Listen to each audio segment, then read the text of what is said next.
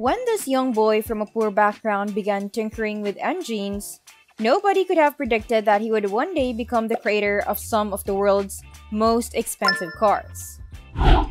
Frederick Henry Royce was born in 1863 in Wilton, England, and was the youngest of 5 children in his family. His parents, James and Mary, ran a flour mill but struggled to make profits, leading to financial difficulties and poverty for the Royce family. At a young age of 4, Henry had his first job as a bird scarer on a local farm, earning only 6 pence a week. In 1872, tragedy struck again as Henry's father passed away, leaving the children to support themselves.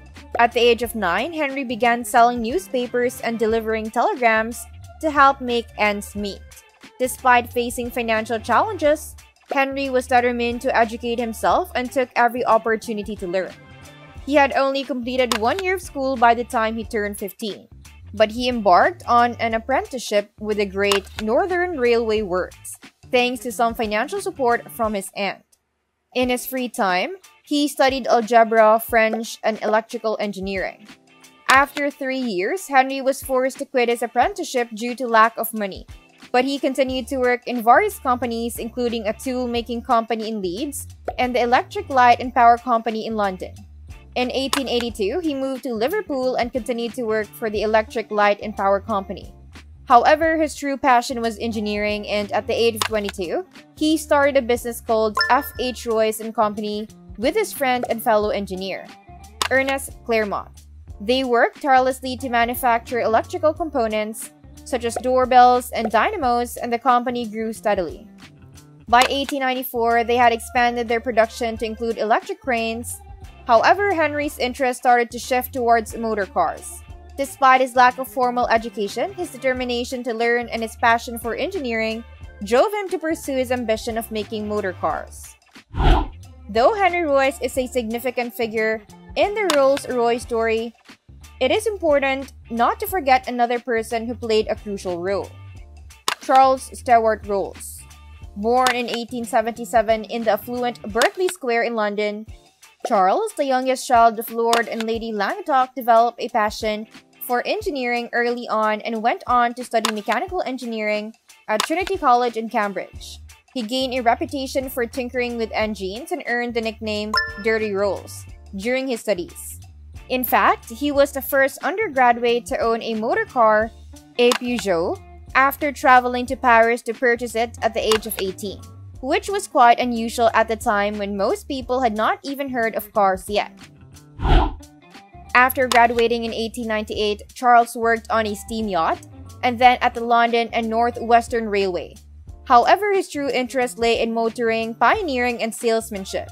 With financial support from his father, he opened one of the first car dealerships in Britain in 1903, naming it C.S. Rolls & Co.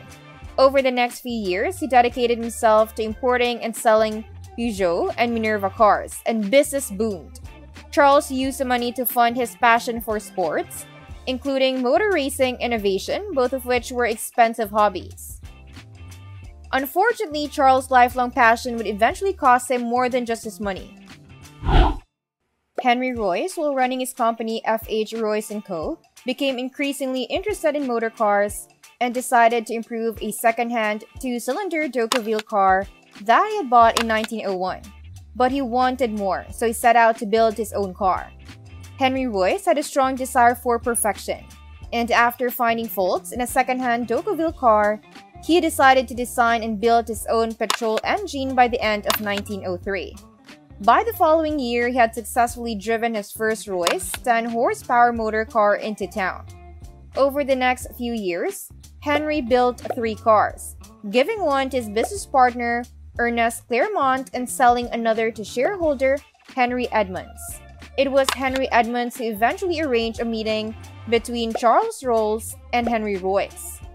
At the time, Charles Rolls was frustrated with only being able to sell foreign imports in his car dealership. However, when he saw Royce's 2-cylinder vehicle, he was impressed and agreed on the spot to sell as many motor cars as Royce could build.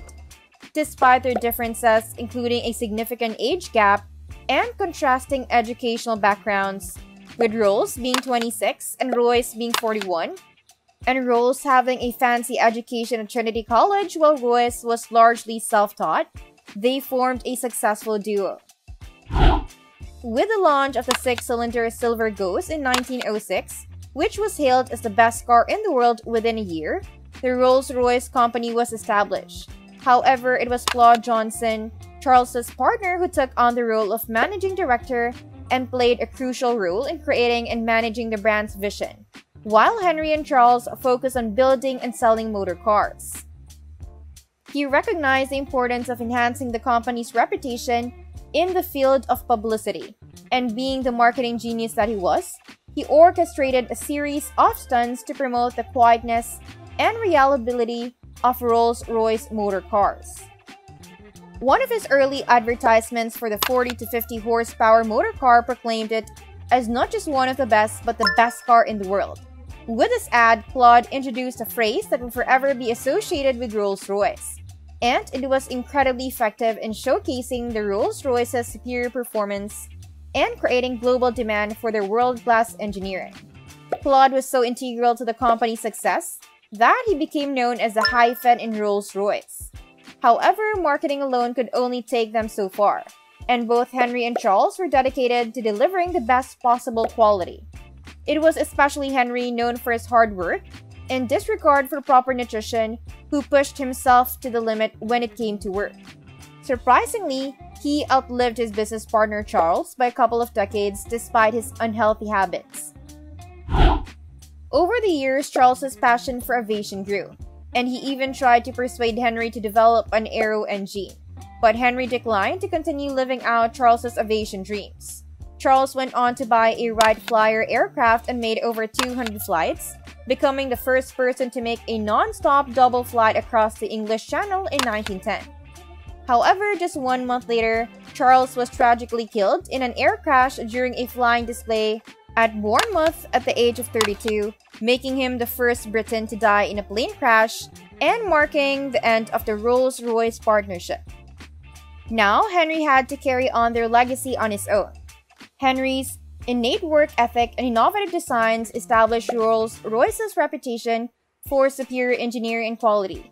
He unwaveringly pursued his principle of striving for perfection in everything he did, taking the best that existed and making it better, and designing what did not exist. During World War I, the company expanded into manufacturing aero engines, fulfilling Charles's earlier requests, and over the next few decades, the company prospered greatly.